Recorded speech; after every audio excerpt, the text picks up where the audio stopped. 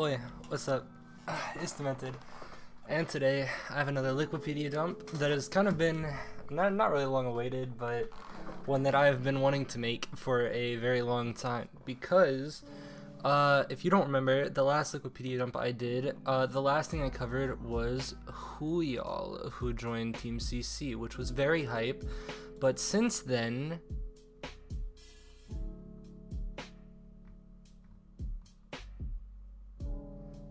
there's been a lot of changes. But all jokes aside, before I get this started, immediately thank you for I believe 50 subs. And so I thought that's kind of something I wanted to briefly mention because I just hit it the other day and I appreciate the fuck out of it. But regardless, we have so many fucking rosters to talk about because of contenders starting back up, and let's get into it. So starting off with this Ultra Prime gaming roster, there's and this will be a theme that comes up later, is something that a lot of these people that have the red names are people who more than likely haven't played in the contender scene before, so realistically I'm not gonna know who they are, just as a little like forewarning.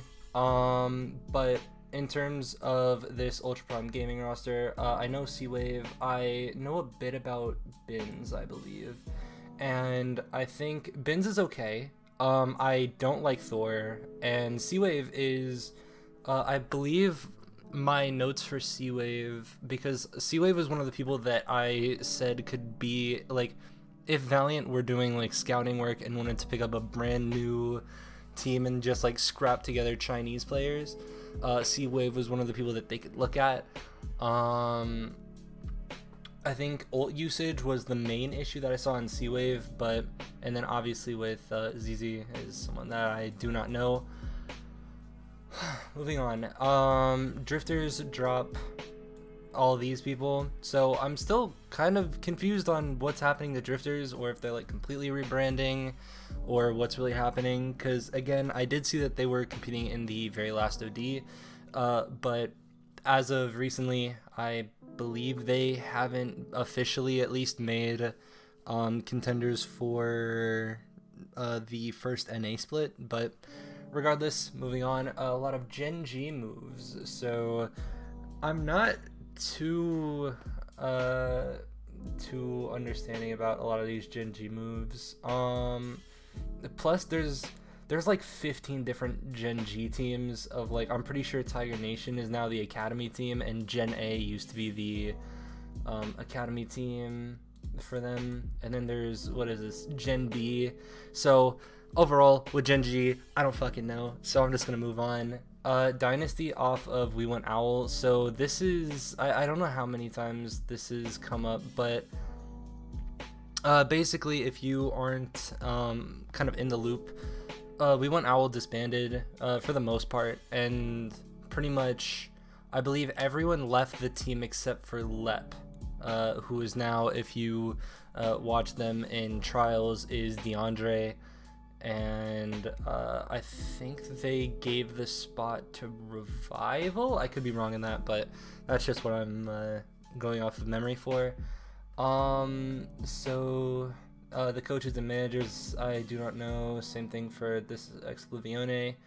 So moving on to what is this, Starlight Gaming? Yeah, the Starlight Gaming. So with some of these moves, I know Tacker and I know Decal. I think Decal used to be on Drifters, and I don't think Decal was a super heavy hitter, so I'd be interested to see where he's at kind of on home turf in terms of not playing on ping and playing with people that speak his language. That could be like a big difference maker in terms of getting information and all that stuff. But the rest of these people I'm not too sure about, but I will keep my eye on them, especially this Maka guy, because if you do not know at this point, if there's a main support or a support in general that I don't know about, that's an issue to me. Which also leads me into this new WGS Phoenix roster, which is, I know who Abel is, I don't know who Rupert is. Let me actually check really quick, because I'm not too entirely caught up with Rupert from Far East Society. So that's probably why. I don't exactly know where Far East Society has been competing. That's my bad. But I know of them. I don't know where they compete or anything about their team. But overall, I think Abel's a pretty underwhelming player. I think Kalios is okay, if I remember correctly. And the rest of the people I'm not too familiar with. But I believe when I was on stream, I said Vulture has a dope name, so I am very hopeful for him. Moving on, couple runaway changes in terms of Auto got picked up, Simple got picked up. I believe Simple is from, I could be completely wrong on this. Yeah, WGS. I was thinking about Simple or Waffle. I think they're both on XWGS. So Simple wasn't anyone that stood out to me realistically, and Auto does have, of course, has old Owl experience, even though it is not very much. But overall, I think that like Auto bringing that kind of veteranacy to a runaway team is kind of gonna be like a second running of like how they used to have Revenge there to kind of fill the veteran role, and now obviously Revenge has retired. Moving on, there's a lot of people here that I am not aware of or know anything about, because I'm pretty sure these are all staff people. But moving into the new Team 1W roster, which I believe the roster finishes up here, picking up a couple extra people. But staying on our current level, actually these are drops, I see. So I don't exactly know the direction that T1W is going to go in, but Raindrop was someone who I thought was kind of a letdown in terms of a main support. Didn't see anything too stand outish about their play whatsoever. Later, I believe, was also someone who I saw but didn't really catch my eye in any way, shape, or form. And then there's obviously these four people who I believe Silver, Molon, and I think this guy were rumored to go to the new Valiant roster, which I don't want to speak on too much. I already have a video talking about hypotheticals for the Valiant and really good Chinese teams that I think they can go for, if they would be wanting to. So if you want to watch that video, go check it out. But staying back on here, I think I keep mixing up this guy and Khan, who got picked up to Paris Eternal. So I'm not familiar with who this is realistically, but they've been on no teams that I would really know besides Young and Beautiful and Uprising Academy, but very far apart from each other. But in terms of it looking like Sheer Cold is not completely getting all of their getting all of their pretty much getting all their belongings and leaving. They are staying in Overwatch, which I mean, they're a team that has been around for a while, and I'm glad to see that they're not just kind of giving up like square one. But aside from not knowing who this is, Alex is someone who I know I've seen. Alex, I believe Spillo has done a lot of VOD reviews with him. I could be wrong in that. But overall, with this Shoes Money crew, Dan comes back. We finally found out where Dan is, and I couldn't be fucking happier. So Dan being back playing with Shoes Money crew seems like something that's going to be really interesting for them Spee is also someone who has kind of always caught my eye a little bit. Not sure who Hades is or Solar, but regardless, I wish the best of luck for them. So now someone else, I don't want to try to say that name, has come out of retirement to play on Sheer Cold. Not too sure about that. I'm interested to see how Old and Beautiful is doing in Trials actually currently, because I know that they're overall they were pretty okay if I remember correctly in Trials currently, but I overall don't know anyone on their team. I mean, New King's getting some new coaches, new staff for, this is, I believe, South American Contenders. So I'm not too sure on anyone in this kind of region. And I mean, same goes for here. Frogger is finally off Mind Freak. That's big. That's humongous. And they picked up Jungle Jazz. I'm fucking hyped. But I'm pretty much memeing, because for the most part, I think Direwolves is Australian. Yeah, for the most part, Oceanic isn't very competitive, unfortunately, so I'm kind of gonna gloss over them a little bit. But moving on to Avoided. I'm interested to see if Avoided is still playing in EU, because right now they're losing a lot of players, like Ken, who we'll get into later, and I believe ANJ is also on a different team. But overall, where was I? I'm not too sure who this was or what their one trick was, I guess is a better way of saying it. But let's just move on. A couple more pickups to Starlight Gaming. Again, these are people I'm not familiar with, but again, I will 100% be doing research on these two supports to make sure that I can get a good collective, I guess, opinion on them. So moving on, something that we're probably going to be more familiar with is more EU contenders, which is these couple of pickups to Exoblivione. So Smex, I believe, used to be on Valiant. It's Paris Eternal. It's close. It's the same shit.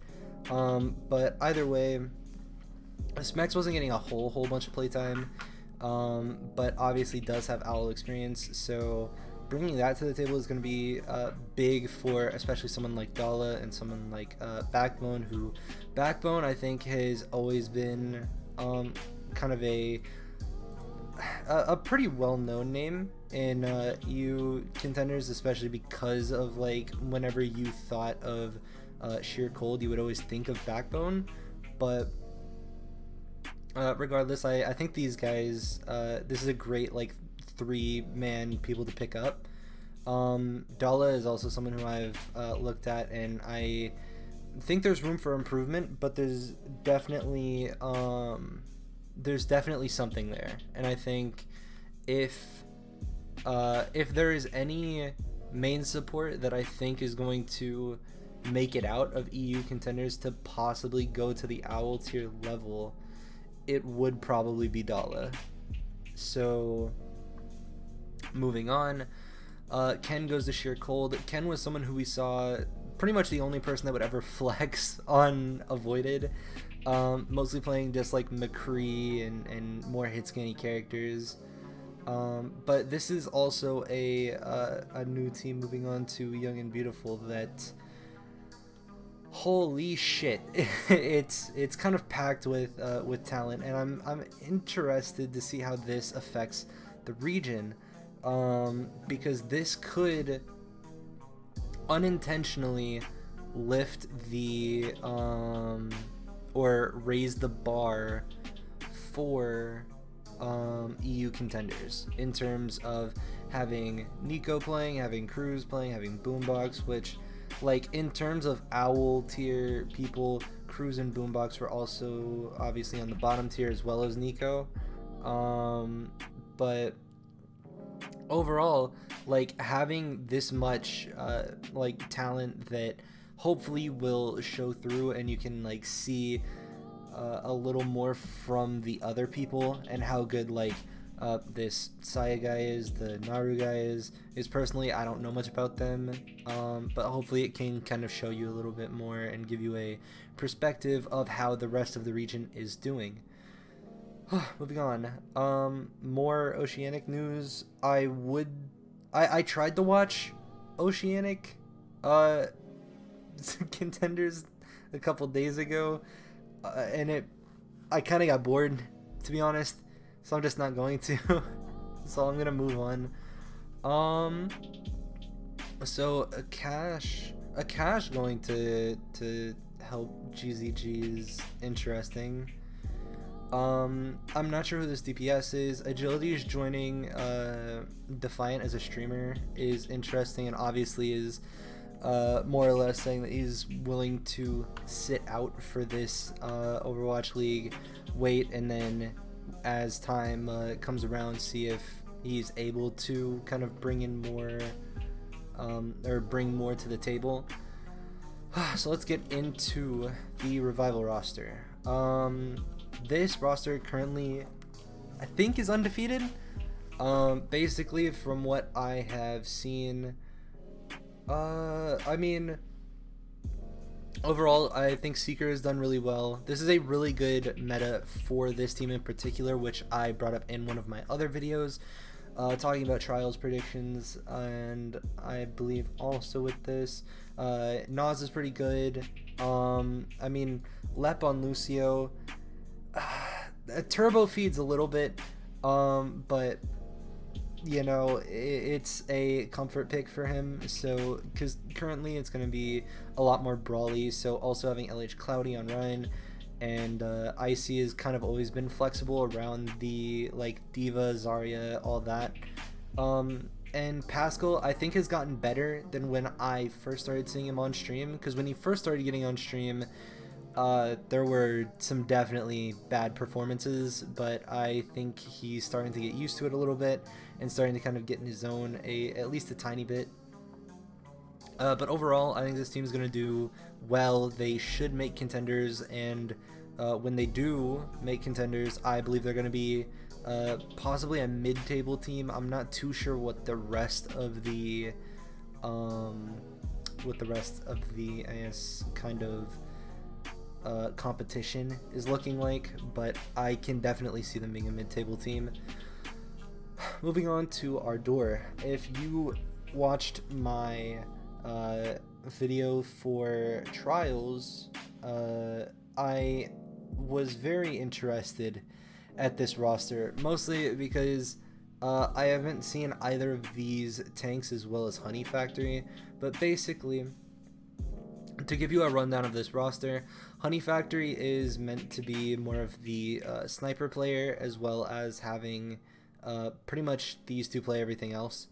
The tanks are people that I'm still not familiar with, have not been familiar with, but my exact wording in the other video was that this team looks like it's getting held together by duct tape, and what I mean by that is it looks very weird. It looks odd seeing these people on this roster, and right now I think they have yet to win a game, and I think that might be why, because it's literally just not working. And to touch really quickly on this backline shit, holy fuck, HTP is horrible. I am sorry, but fucking the very first map that I saw of this team play against, I believe it might have been Maryville or some shit, or it might have been Revival. My memory is slipping, but I remember distinctly there was a Lijiang maps where the very first fight, Momentum built a beat before HTP built a window. That is a problem to me.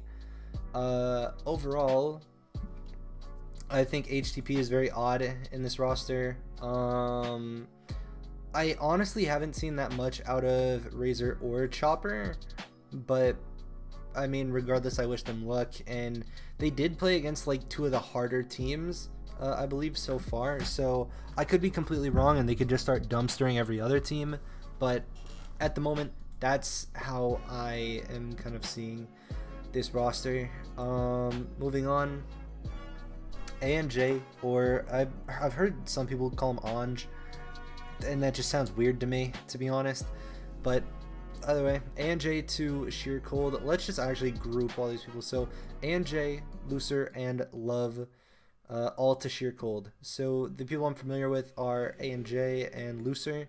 I think that's a pretty confident backline, to be honest. And I don't say that lightly, especially for a team that's being in EU contenders. I was actually really scared that ANJ was going to stop playing competitively and was basically going to kind of put a lot into Avoided, and then as soon as Avoided flopped, that they were just going to bounce. And they weren't like really going to play that competitively, and were just going to do like something streaming wise or some shit like that. And Love is someone who I'm not very familiar with. Next, talking about Elva to Obey. I know that I'm very behind on this, but I do think that Elva is pretty confident in terms of playing flanker characters. I believe Obey have like, I didn't mean to click that, Obey. I believe Obey have multiple people to play DPS for them as well. Yeah, Echo Pedal. So Elva's kind of more of a flanker person than someone who's going to be more of a main state, and I think that's something that is definitely being like not used enough in terms of contenders. There's not a lot of people that are like willing to get a second or a third support, a third DPS, a third tank to really like fill holes that you aren't confident in. So I really hope that starts to get normalized a lot more. Moving on, Physics and Jasper. I am not too sure about these two, but they're going to T1W, which means T1W is going to be announcing their roster soon, which I am extremely excited for. Physics, I feel like I've seen Physics. Who used to be on T1? Tacker, that was where I noticed him. Yeah, I believe that I've recognized the name from being on the roster, but I don't think, if I'm not mistaken, that Physics has gotten a whole lot of playtime. So I'm very happy to hopefully see and analyze them a little bit harder. And I do not know who Buck is, so with that all out of the way, my favorite thing that I want to talk about is Rascal joining the Fusion. So I often have discussions with people that I know about these teams and stuff. We actually just drafted for fantasy, even though that fucking Valiant hasn't made their roster yet. We don't care. But here, Rascal kind of rounds out this DPS roster, I think, fairly well. I pretty much think that EQO just immediately gets overshadowed by Rascal. And Rascal has always been known as someone who you can tell him to play fucking anything, and he'll just start grinding it, pick it up, and do exceptionally at it. So I think Rascal is going to do kind of a great job of probably taking more of a backseat, and then just kind of slowly but surely like seeping in, filling all the holes that the Fusion need moving on to next season. And I think it's a great pickup. I think it's kind of a shame that it took people this long to pick him up. I don't know if it was a money issue or anything like that, but at the end of the day, he's picked up, and I fucking love it. So with that all out of the way, I want to thank you all for watching so fucking much. I know that this is pretty long for a Liquipedia dump, but hopefully we can take a small break from this. I have a feeling there's going to be a lot more teams that are going to be announcing their rosters or finishing their rosters in terms of like sheer cold T1W. I'm losing my ability to speak. Anyways, we can just kind of keep pumping these out whenever people keep making moves. So with that all out of the way, I might do some contenders content, like overviewing and maybe taking stuff week by week and reviewing them and giving my like kind of analysis on certain things. But without further ado, looking forward to that. I appreciate you all for watching so fucking much, and I will see you when I see you later.